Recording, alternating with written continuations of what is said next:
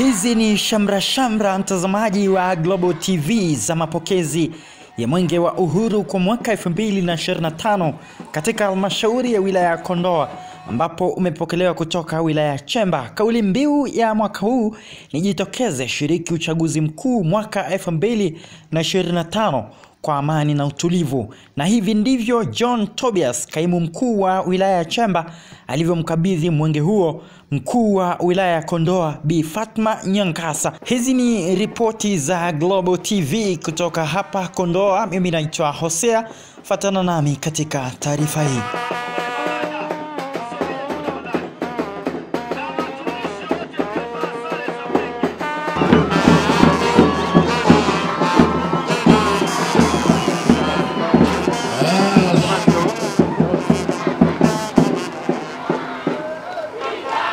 Mimi John Tobias Nyingo, kaimu mkuu wa wilaya ya Chemba, leo tarehe 23 mwezi wa 4 2025, ninakukabidhi mwenge wa uhuru Mheshimiwa mkuu wa wilaya ya Kondoa Fatma Nyangasa, ukiwa salama, unawaka na kumeremeta.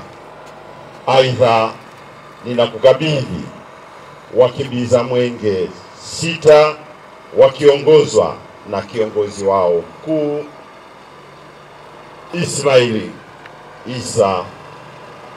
Ismaili Ali Uzi, pamoja na wakufunzi wawili. Mwenge wa uhuru ukiwa wilayani Chemba umezindua, umetembelea na kuweka mawe ya msingi katika miradi 7 yenye thamani ya shilingi bilioni 1.6. Ewe Mwenyezi Mungu unisaidia.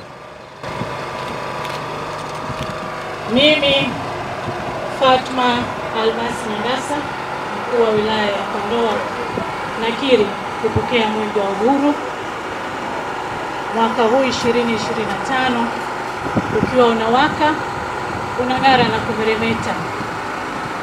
Nakiri pia kupokea wakimbiza mwenge 6 wa kitaifa wakiongozwa na kiongozi wa mbio za mwenge wa uhuru kitaifa mwaka huu 2025, Comrade Ismail Ali Uzi, sambamba na timu nzima ya wakimbiza mwenge wa kimkoa, wakufunzi na wote walioambatana nao.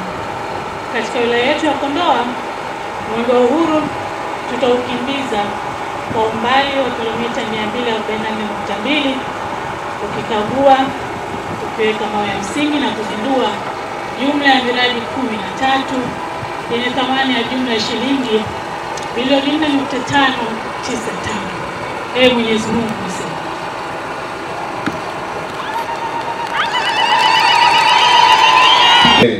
Tangia kupandisha mwenge wa uhuru juu ya mlima Kilimanjaro, ukiwa una maana ya kusema ulete matumaini mahali ambapo hakuna matumaini, ulete upendo mahali palipo na chuki, na heshima palipojaa na dharau. Lakini hiyo haitoshi, mwenge huu unaendelea kumulika ndani na nje ya mipaka yetu. Mwenge wa uhuru oye!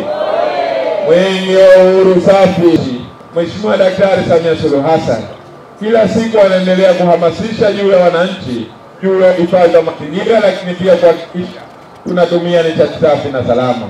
Lakini leo hii hapa tumoja kujionea jinsi ya mradi ambao kiukweli umeonesha haiba, umeonesha tutu ya wananchi wa Itutwi juu ya kuweza kuhifadhi mazingira ndani ya kijiji chao. Naomba jipigieni makofi mengi sana ndugu wananchi.